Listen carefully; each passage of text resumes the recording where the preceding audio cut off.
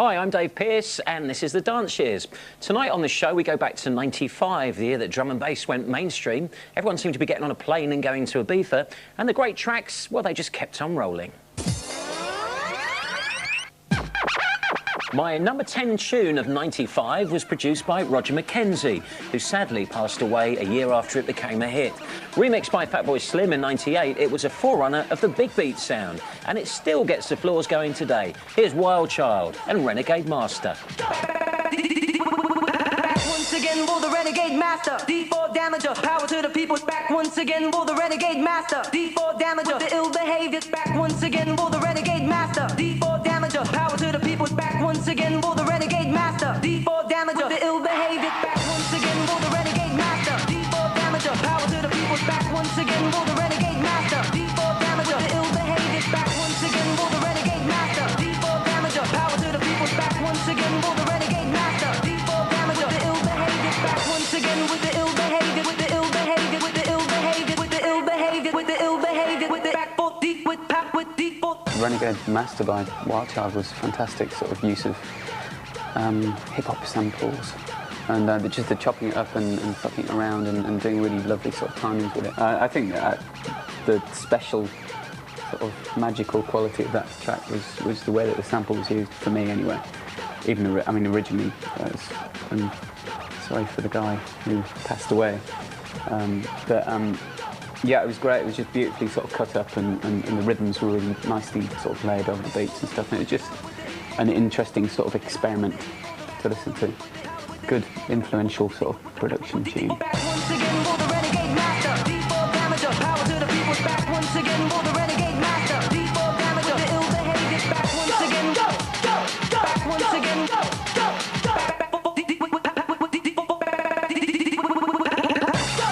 The track that I really remember in 1995 was by Wild Child, and that was Renegade Master, and it went like this. Back one again for the Renegade Master. That period of my life was actually being spent in America. I was at university out there, so I was coming back in the summers, you know, to sort of enjoy that kind of music, because America wasn't happening there.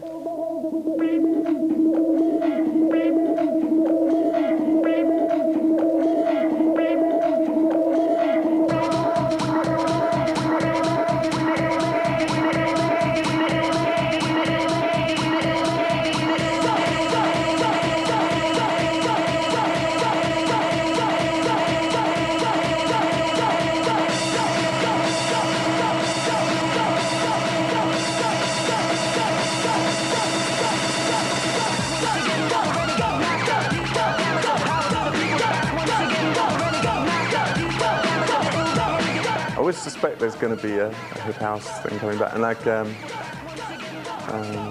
Renegade Master was almost a hip house tune if it had a bit more vocals, you know, and that is a top tune.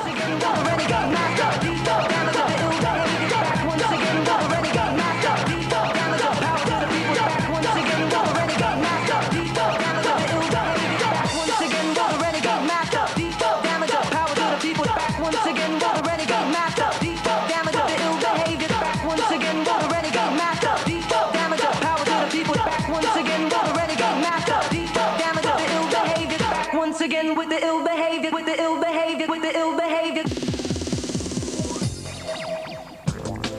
The jungle sound of the year before had changed, smoothing off some of its rough edges and absorbing new influences. It was renamed as well, becoming drum and bass. When jungle first appeared, there was people like Shut Up and Dance who didn't like the term. They felt that it could have racist connotations. And that there were people who regarded it as not politically correct to use it. Drum and bass is just a commercial name for jungle. It took away a lot of the bad vibes away from jungle. It scared a lot of people away. I knew a lot of people that love jungle and they wouldn't go out because they're like, oh, you know, there's too much trouble at jungle raves and stuff. People got together, put jungle to bed, don't want the word jungle no more, had a bit of violence getting into the parties, you know, so they named it then drum and bass. The jungle had moved as far as it could go. It was a reggae-influenced, reggae-based music form, but, you know, it had moved at such a speed, it kind of hit a brick wall at a certain stage, and drum and bass seemed like a more accessible kind of name. It weren't a thing like we was trying to sell out to a more white audience, that's absolute rubbish. I wasn't the biggest drum and bass fan on its initial introduction to the world, but I think it evolved in a very interesting way. It became more musical, became, you know, very song-oriented. They very cleverly kept it under the control of key people, and it never became really, really mainstream or really kind of ministry level, kind of cheesy. It never became like that because they kept a tight hold on it. People got to get this perspective right, that drum and bass is one of the most influential music forms of the last 30 years. And I think that maybe, it's sad to say it, but maybe in 10 years' time people will realise. I don't think people will realise for a little while. Following in the footsteps of Goldie, Alex Reese became one of the first drum and bass artists to get signed to a major label and subsequently have a top 10 hit. Here he is with what turned out to be a timeless classic, really. This is Alex Reese and Feel the Sunshine.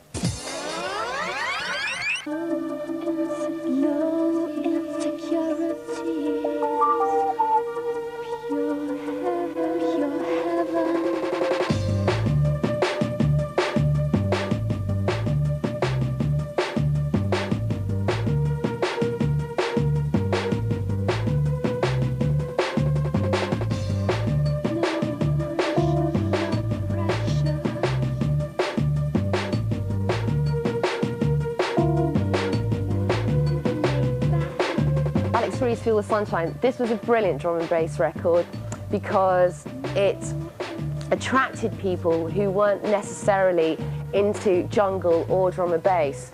It pulled in a different kind of audience altogether. It brought in the house heads, the soul heads, people who weren't even into dance music bought that record. It was beautiful, and hearing it on the radio just made me feel happy. You know, and that's what music does. It either makes you feel happy or sad, and to bring any emotion out is a result. He did it.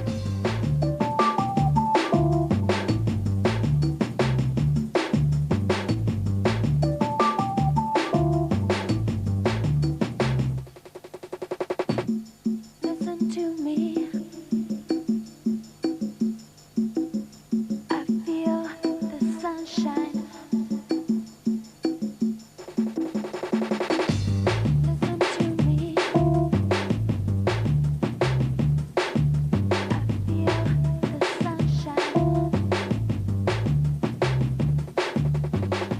Tune, Alex Reese, Feel the Sunshine. Effectively, it is what it is, what it says. It's just like no pressure, laid back, and it's a perfect combination of drum and bass. I love all those beats because they're infectious. The lyrics, the whole ease of it. It's a perfect summer tune. I can put it on tomorrow, and even if it's a rainy day, feel a little bit uplifted. I just love that kind of music, and then years later finding out coincidentally that a girl who's now a friend of mine, Deborah Anderson, sang vocals on it. And it's like, is that you? You've got the sweetest voice. Although now she's making clothes, she's a fashion designer. There's no end to her talent. Really annoying. But there are times that we do get, go on Deborah, sing it. No, go, you know, literally leave me alone, but go on, sing it. No pressure, laid back, and she will. So we know the artist and we love the tune. It's 10 out of 10. It's a classic tune.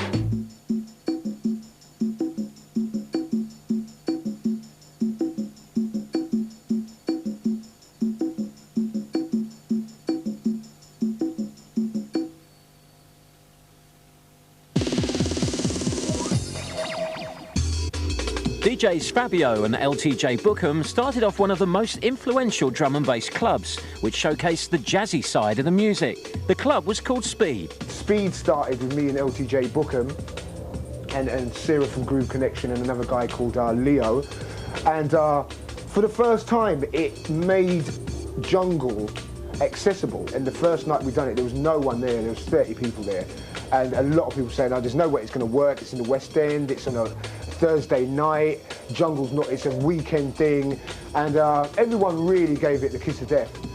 But it worked. It's bizarre that it just worked. I mean, within 3 months, it was the hottest club in London. It was electric at Speed. People really used to go for it. And also, back in the early days of Speed, drum and bass was really in its height. And people used to really go to let off and let themselves go. And it was like, in some ways, it was like an old rave. You know, people really having it. Like, not standing around like all this like they do now, sort of two-steppy like that. Getting mad. Jumping about like absolute lunatics. Goldie met Bjork in there. Goldie signed his deal on the back of coming down to Speed. Oasis infamously got turned away after their first concert, and they came down, and my girlfriend didn't know who they were and turned them away. I love the style that Fabio has, you know, the way he plays. It's so smooth and sophisticated. It's soul boy music, you know, that's the way it's sweet. Is the best way to describe Fabio and the way he plays. And Bukem too. You know, they've got a real vibe, something that's like got that real jazzy, something smooth, something adult, something sophisticated. And anyone like me that was brought up on jazz, funk and soul would love it. Now, who'd have thought that the son of Alvin Stardust would go on to produce a really cool drum and bass track? The artist I'm talking about is Adam F. The track's called Circles, and it's really a fusion of jazz, funk and a bit of breakbeat as well. It really is a perfect tune. It's my number 8. This is Circles.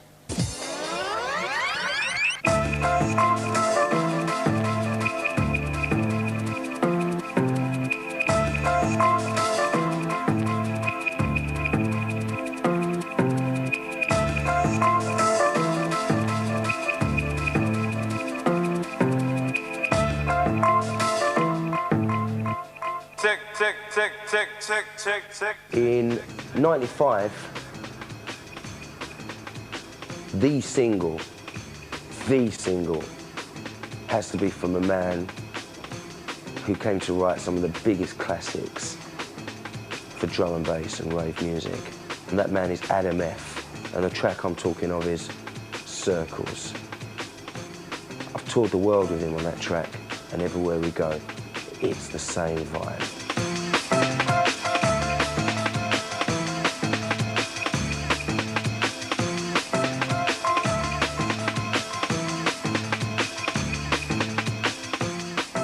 Adam F's Circles was kind of the mark for a slightly different strand of drum and bass.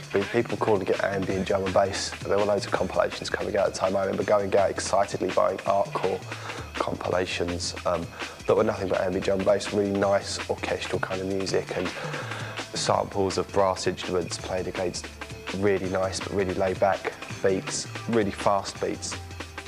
But they were buried into the music in such a way that it was all so much part of the music. Again, it was the sort of music you could sit in and listen to. I think people were really latching on to the fact that people were leaving clubs, going home to chill out, and they wanted something to hear. Tracks like Circles and the whole genre that was ambient drum and bass was perfect for doing that.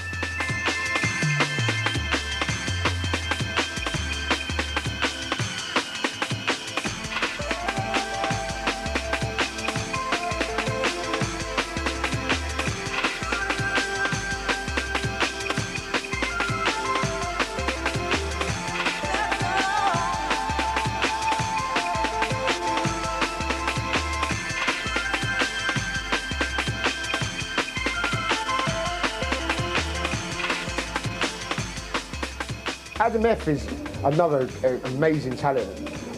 His album was great. He's another one of the artists that we've seen grow, making some amazing tunes. He's done, his new album's more hip-hop oriented. A lot of hip-hop, he's done some stuff with Method Man, with Redman, and it's great that drum and bass producers are now transcending onto other levels.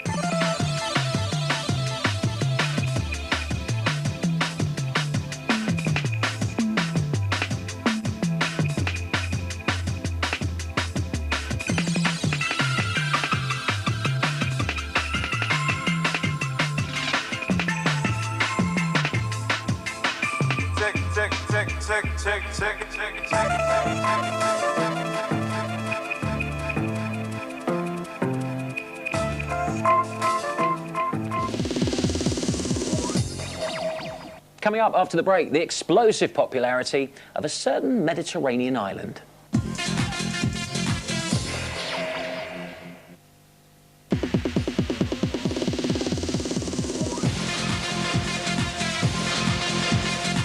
Welcome back to the Dance Years and 1995. In a minute, we're going to look at the unstoppable rise of Ibiza. But first, let's get back to some tunes. De Lacy's Hideaway put the remixer's Deep Dish on the map and provided the clubbing generation with a piece of heaven.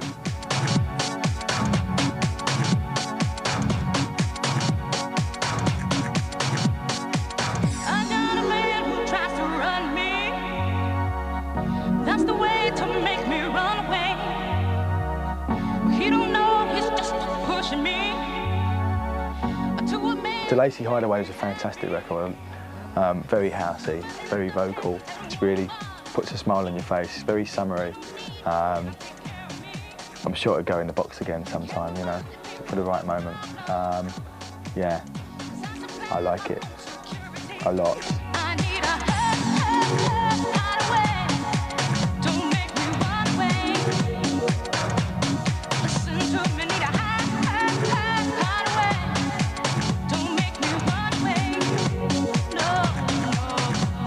Hideaway, yeah. Peter Harris licensed that record. You know Peter Kicking Records? He licensed that record from somewhere in New York. And he didn't think it was going to do what it did. He thought it was going to do something, like, underground club hit. That record came so far above ground, it was ridiculous. You couldn't go anywhere, especially everybody in their cars on the power stations. You couldn't go out in your street without hearing it. Hideaway, it's going to be a hideaway. Another classic song. That's all I can say. It's a classic.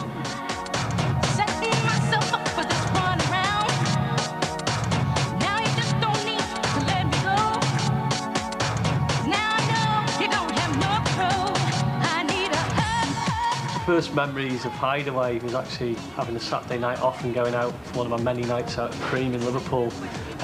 Rocky and Diesel were playing at the time. I actually managed to play a double copy mix of that for about 25 minutes before actually dropping the vocal and sending the club absolutely bananas. I remember thinking that is the most different and original vocal track I've heard in a long, long time. And the girl singing actually sounds like she means what she's singing about. Cool. Back in '88, Oakenfold & Co. had kick-started the acid house scene after a visit to Ibiza. 7 years later, and the island had exploded into a clubbing mecca. I decided to go to Ibiza because I knew I could have the ultimate girly holiday there. Beautiful sand, sea, and obviously dance music. And just, if you're a clubber, there is no place like Ibiza. Ibiza's a really special place to me just because I've been going for so long and had so many brilliant times there. It's still got that very, very magical kind of essence to clubbing. There's so many sort of unheard of beaches. It is a really lovely island. And it's good as well that they've not touched nightclubs or anything over there because it's not spoilt.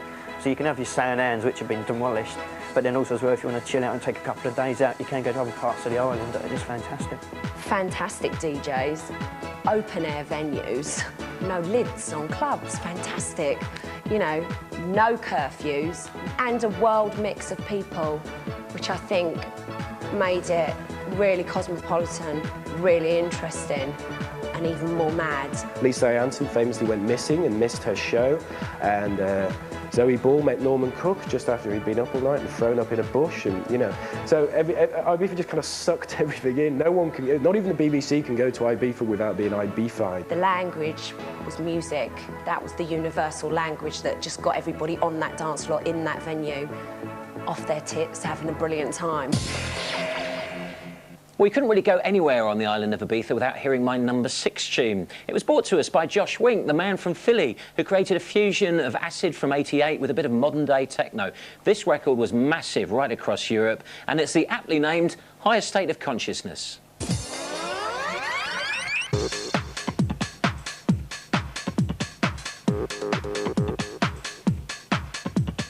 Josh Wink, yeah, great record, very acid house styly.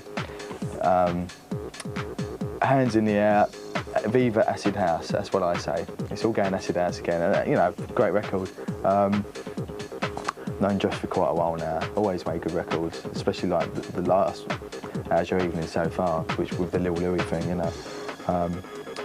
Always seems to pull him out of the hat, you know, he always does a good job, always knows how to sort of get the crowd going by sort of doing these hands in the air records, and that certainly was one of them. Acid House, there you go.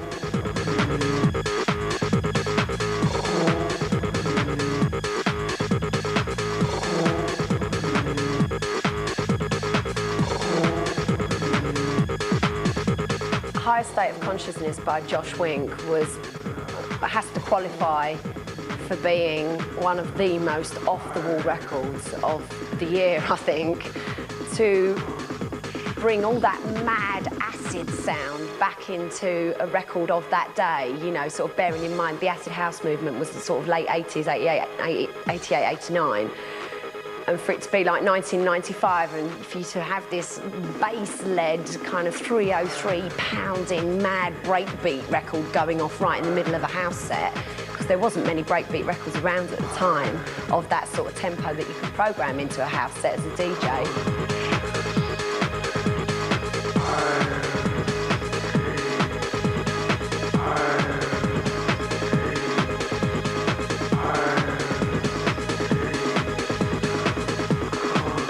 I got this call from the record company who wanted a video for High State of Consciousness, so I went down to Tribal Gathering 95 with a couple of mates and some Super 8 cameras, and we just shot nutty ravers off their heads. And in fact, that video caused a bit of a sort of legal madness, because Mean Fiddler, who were promoters for that event, tried to sue my arse. They said, just because it went top 10 or top 5, they said, you know, you can't film here. And it was like, I said, well, you know, prove it, go on. I won.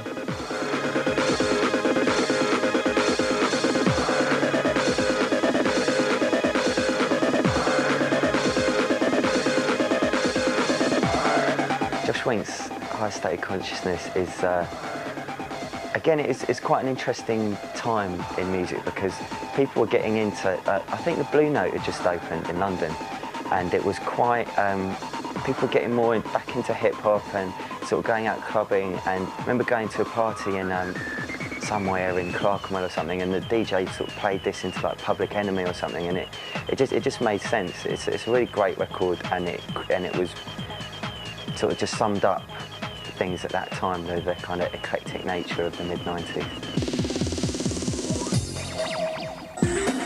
With Ibiza the hottest holiday destination for young British clubbers, everyone had stories to tell, from excesses and indulgence to falling in love. Oh. We went to Pasha, which is absolutely bloody gorgeous. It is, they say it's the most beautiful club in the world, and they're right. And things really happened for us that night. We got talking. In the nicest club in the world, having the best time of our life. We really got to know each other. Yeah, we say we fell in love there, don't we, really? Yeah. That's where it really happened for us. We were in this really, really awful club. I was dancing on the podium, and it was one of those sort of fluorescent lights, you could see everything.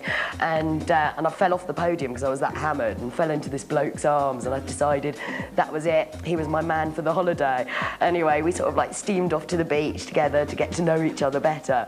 And I suddenly realised, what the hell am I doing, yeah? Suddenly it was like rain, thunder, lightning for 5 minutes, yeah, as I was like sitting on top of this bloke, and I suddenly thought, hang on a second, what's going on? And this bloke looked up at me and he goes, I'm really not enjoying myself, can you please get off me?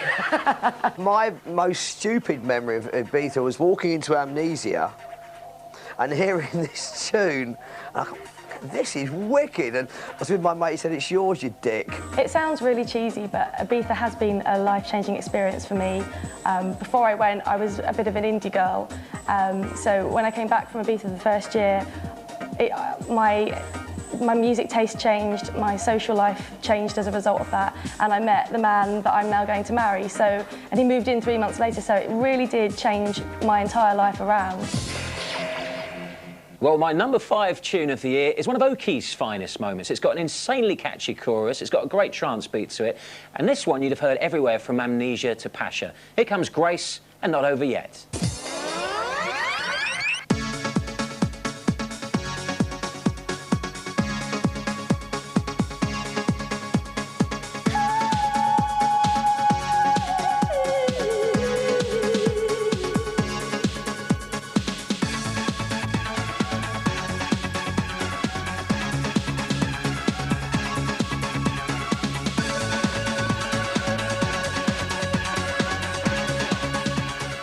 Grace was probably the biggest success we had.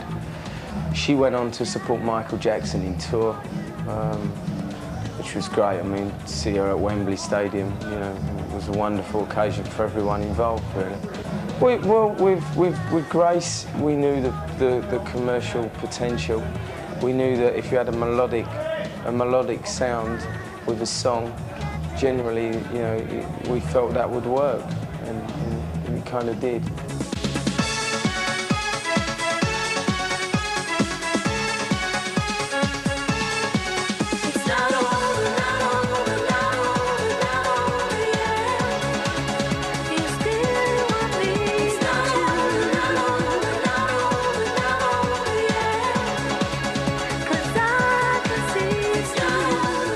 I remember driving in my car. I was still living in Birmingham at the time, and I remember there's a BT mix of it, and it uses this huge sound, and it just like cuts into the track like about 3/4 of the way through, and it's so different to the vocal, and it's still, you know, how I play today. Actually, a lot of, you know, kind of records that are cut up and a huge noise will come in. So it was the BT mix of Grace Not Over Yet that was good, another classic for me.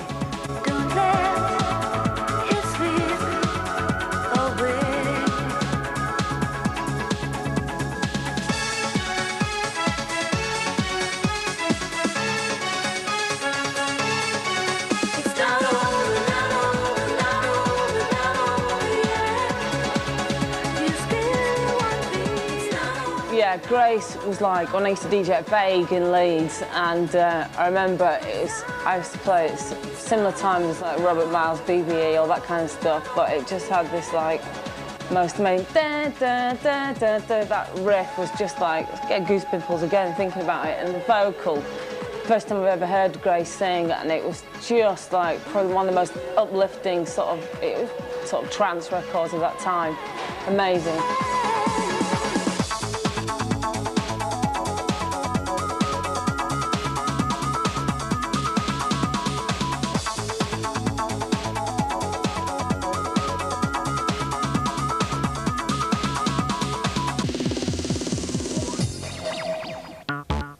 Clubs in Ibiza are a world away from those in the UK. Three of the most famous are Space, Café Del Mar and Manumission. Space just went on and on for hours and hours. I think I stayed there for 15 hours. And in between, I remember going to the beach, and you'd be lying on the beach just outside Space, and the planes would come over your head in time to the music. And it was just beautiful. The first, say, month of it wasn't really going, it wasn't really happening. There's only a few like diehards that had come in a few days, there was not a lot of money in it. Then before I knew it, I was sort of like responsible for one of the maddest places in Spain. I kept getting asked to go and play in these different countries like Holland, Germany. I'd turn up and there'd always be an article on Space Garden, and it's just like gratifying, do you know what I mean? I felt wicked. It's just like people say it's their favourite place in the world. Then there's all these stories about people falling in love, meeting each other. You know, that's another side to it you don't really see. It was the best club in the world, man. In Ibiza, I used to go every evening at 6 p.m. to Café Del Mar to watch the sunset and drinking sangria, and it was such a wonderful atmosphere because suddenly you got this sort of lovely in the music in the background, Café Del Mar's music. People chilling there, the atmosphere was so relaxing, and you just be drinking your drink and watching the sun, and it was like, and everyone would give a clap at the end when the sun went down. Manumission, I think, kind of took Ibiza up a notch by becoming hugely successful and being very imaginative in what they did in their club. You know, they have the girls wandering around giving you potatoes and the guy pretending to read a paper on the toilet in the middle of the dance floor. I've never been into Manumission before, and I've never actually seen anyone have sex before. And I went to Manumission, and they were doing it on the stage. We want to keep 8,000–9,000 people in a club till 8 o'clock in the morning, spending money at the bar and buying drinks or whatever. Have sex with your girlfriend on stage at 7 a.m. Guaranteed there'll be loads of them left watching it. I wanted to leave, but at the same time I wanted to watch because, you know, because that's weird. But at the end of it, you just ignore it and you say, okay, then we're here to dance and have fun, and that's what happens. The Bucketheads, a project by Kenny Dope Gonzalez from Masters at Work, makes it to my number 4. Now, this tune featured a sample from 70s rock group Chicago and paved the way for a whole host of imitations. But this was the original, and it was definitely the best, and it lives up to its name. This is The Bomb.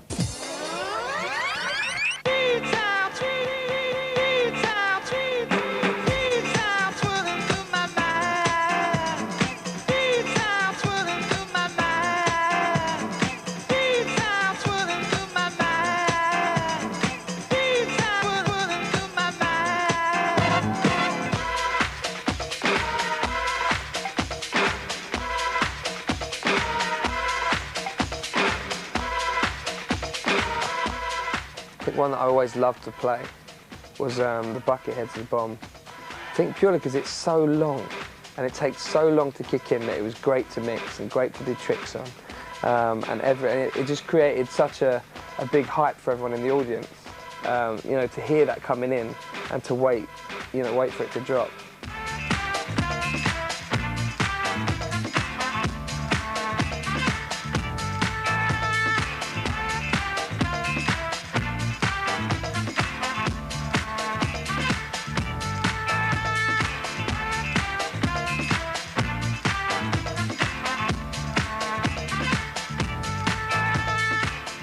The Bomb, Bucketheads. Really, really funny track. All going to Queen. What a change on a Saturday night. And you'd hear that song and no one knew the words. It was things like, these fleas flow into my eyes. And you'd see everyone just trying to make up the words, and it was absolutely hilarious. And of course the words were, these sounds fall into my mind. And it was a really, really funny song. I just had to go out and buy it for the sheer hell of the funniness of it.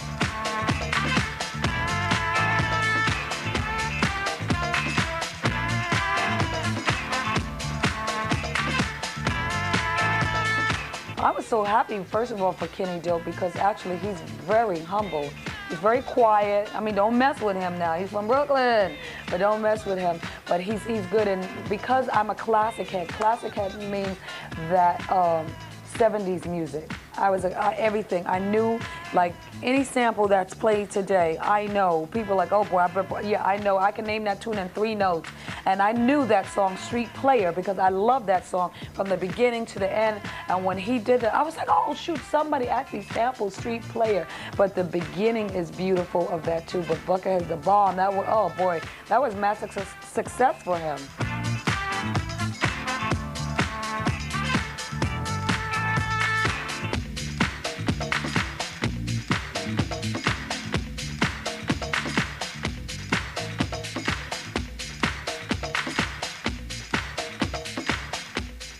I think the record that stuck in my mind was the Bucketheads and the Bomb,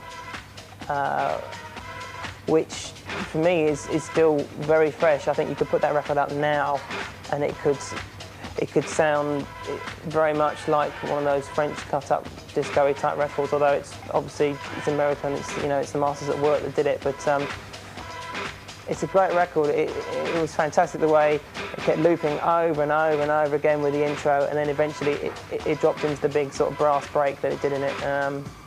Great record.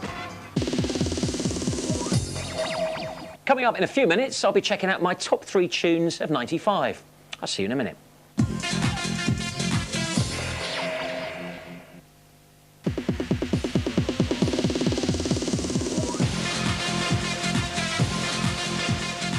Hello and welcome back to the Dance Years, and the year that was 1995. Their lives again, their lives pull us, their lives again, their lives pull us. Although the delightful Robson and Jerome had a certain presence at the top of the charts this year, dance music was increasingly also getting a look in. My number 3 tune of the year was from John Reid, who went on to write hits for Eternal and Bad Boys Inc. But we won't hold it against him, because this was a pretty good tune. Here's the Nightcrawlers with Push the Feeling On. Their lives pull us, their lives again, their lives pull us, their lives again, their lives pull us, their lives again, their lives pull us.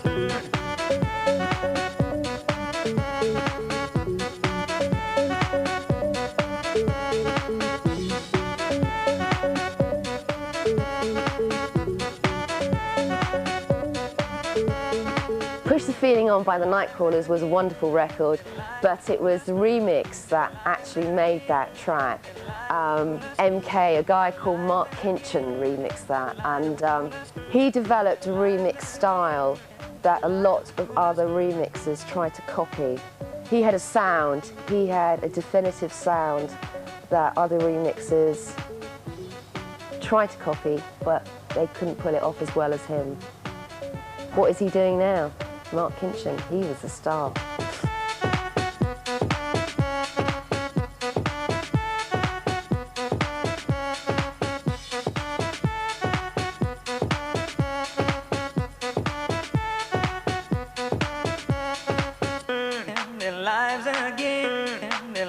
to pull us in their lives again, in their lives to pull us in their lives again, in their lives to pull us in their lives again, in their lives to pull us. Nightcrawlers, that was another great dance track.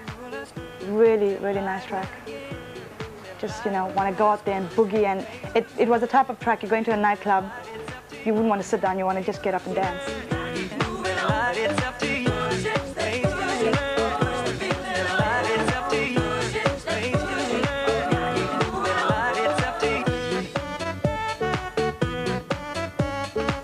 Yeah, this record was probably one of the most annoying records I've ever heard in my life.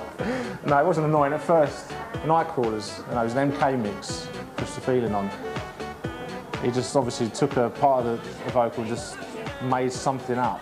You know, I thought, yeah, I mean, I played it a few times, but I just found it quite annoying, just the whole thing. And then obviously it got so big that, and it must have been released about 10 times, re-released, you know. So I don't know, it used to drive me mad. But again, it was the same. It was a cool record to play. Their lives again, their lives to pull us, their lives again, their lives to pull us, their lives again, their lives to pull us, their lives again, their lives to pull us, their lives again, their lives to pull us, their lives again, their lives to pull us, their lives again, their lives to pull us, their lives again, their lives to pull us, their lives again. Back in the UK, the drum and bass scene was going from strength to strength, and the place to be was Metalheadz. Metalheadz was absolutely, at its peak, was frightening. I used to be scared in there sometimes. It was so hot. The crowd used to go so mad. I was like, wow. Previously, the jungle and drum and bass scene had been in kind of huge sports centres in places like Enfield and way outside of London, and this put it right in town. And it was the most fantastic club. It was just the atmosphere in there on a Sunday night was brilliant. The music was, you just knew you were hearing the most cutting edge music. You were right at the forefront of this whole scene that was happening. The Blue Note had this lowest ceiling ever. It was literally, tall people had to crouch. It was so low. And it was a great atmosphere at the Blue Note, always, because it wasn't like being at a club, it was like being at a really big house. The sweat dripping off the ceilings, people absolutely loving it. It was when drum and bass was such a huge, huge energy, and it did sound like the future. If you were in that DJ booth and it was, you know, it was full, which it mostly was, most nights was full, you were fucked. You know, you'd have to get a lot of oxygen before you played, because there's no aircon, you're like fucking dripping in that place. Sweat was dripping off the things, and it was like, Jesus Christ. I love nothing better than hiding in a corner and getting lost in speakers. So you're just in that speaker, and you're out, you're just gone. And Metalheadz definitely did that to me, so I'd like to thank Goldie and the rest of the team for doing it, because they definitely opened my eyes to a whole new way of being and moving. What was really good about it, you'd see Goldie right in the middle. You'd never believe he was a celebrity, just jumping up and down like a little kid, having the time of his life. He was very much a figurehead for jungle. He was seen to be supporting other people as well. And he was accessible. He was in the club. He was probably DJing. If he wasn't DJing, he was dancing or running around the place. So it was very much associated with him. Jungle had become really commercial. It was all about going out on a Saturday night, and it was a circuit, and I don't want to be on a circuit. I didn't want to be on a circuit. I wanted to have something different, and that's what we wanted to do, and we did it. My number 2 tune of the year was a testament to the power of the remix. Everything But the Girl had previously been known as these jazzy acoustic types. But when they hooked up with New York DJ Todd Terry, he delivered a remix which was a hit right across the world. You couldn't go anywhere this year without hearing this particular tune. Here it is then, Todd Terry with Everything But the Girl and Missing. Step off the train, walking down your street again, past your door. You don't live there anymore. It's years since you've been there. Now you disappeared somewhere. I got a space. You found some better place, and I miss you. Like the deserts miss the rain. Well, the Everything But the Girl record was basically their song that really made it happen. You know, it was handed to me to do a remix, but I didn't really do much, you know. I kind of kept it to just a bass line and a beat thing and maybe a little bit of keyboards, but they had a lot of great parts in there that, you know, made the record into really a big song. I just kind of guided it through. So, you know, it's really big up to the song first. People at Atlantic Records, Rich Christina and Johnny D, they kind of put the whole mix together. You know, they said, oh, Todd could do it best, you got to get him to do it, blah, blah, blah. And so, you know, when I bring it back and everything, you know, they still wasn't sure, actually, but then after a while, you know, they knew they had something in their hands. I thought it definitely was going to be a good record, but, you know, I did it like any other record. You know, it's the same, you know, my formula, you know, not to change too much, to stick to the song, and I took it from there. And, you know, I knew it was a good record, but I didn't know it was going to overpower everything else. You know, I thought that the Annie Lennox records or the Janet Jackson record that I did was, you know, just as good as that record. So, but, you know, everything has this little turn.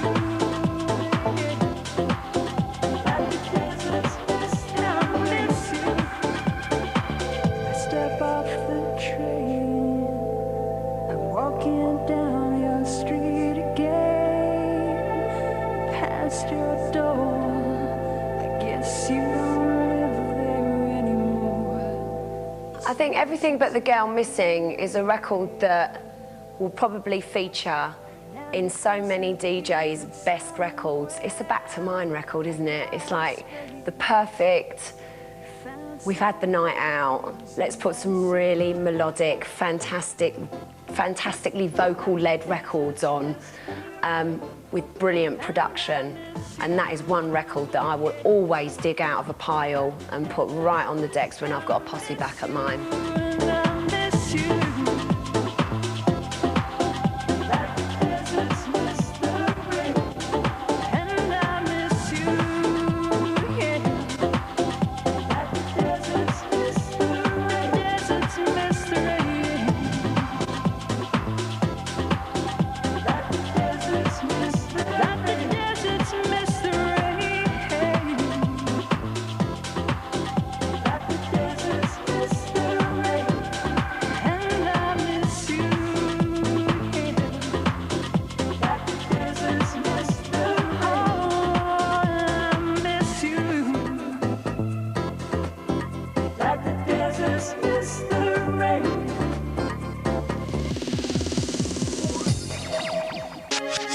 The success of Metalheadz turned its main man, the irrepressible Goldie, into a star. He just had an energy that we hadn't seen previously. I mean, he had a charisma, he had this star quality that when he walked in a room, no matter who was in there, you take notice of the guy, and he still has that. My influences span a really wide spectrum. Anybody from Miles Davis, you know, Herbie Hancock, Police, you know, I was into punk a lot as well. Blondie and stuff like that, and Sham 69. It just goes all over the gaff. The first impression I got was that this guy is going to go a long way. I mean, he just yapped for 20 minutes without me getting a word in, and but just had this something, and was making some amazing tunes as well. I never started DJing until you know, 6 years ago. I started DJing really. I'm not a DJ. I can tell you that for a fact. I mean, people don't really feel really baffled and bemused. But I'm not actually a DJ. I'm just the person that plays music and arranges it the way that I want to hear it. Goldie used to come and see me at MTV when he was really in with the Reinforced label, and he hadn't really broken through yet, but I just knew he was going to be massive. You know, look at him, look at his teeth, and he would come in with his pit bull and be very like, here you go, mate, here's some promos, got to rush because I might get a clamp on the car. Just so obvious he was just going to be massive. I could hear it from 3 angles now. They go, oh, here is a guy from the James Bond film, wicked, mate. Or they say, oh, that's Goldie, the graffiti writer, fantastic. Oh, there's Goldie, the music's wicked. So, you know, I've got a great span of people remembering me for something. In the near future, I'm going to go upstairs and have a wank. And then I'll do another album by September, and I'll make loads of films and make loads of money. Well, my #1 tune of the year is one of those really catchy Italian numbers sung by somebody called Tamika Starr, but you probably know it better as Living Joy. This tune was the big summer anthem of '95, and really, it's never gone away. I defy you not to sing along at home. Here it is, Living Joy and Dreamer.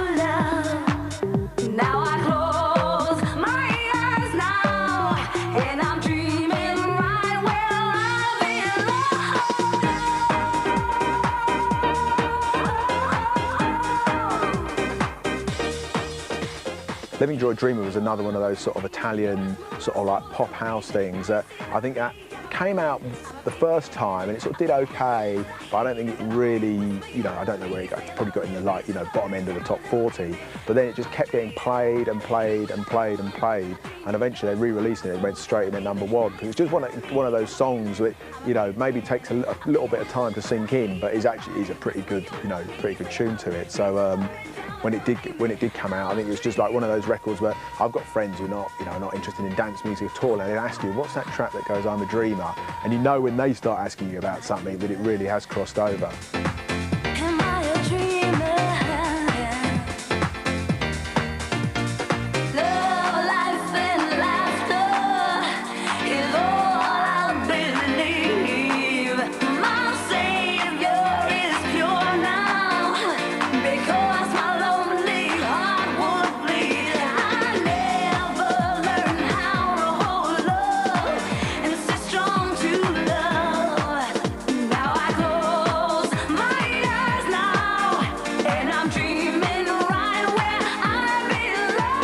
This is a track I remember well from, I think it was in Malibu Stacy at Hanover Grand, and Living Joy Dreamer came on, and it was just, you know, it became a cheesy chart monster in time, but at the time, it was just a beautiful record, and it came on in the club, and the place just erupted.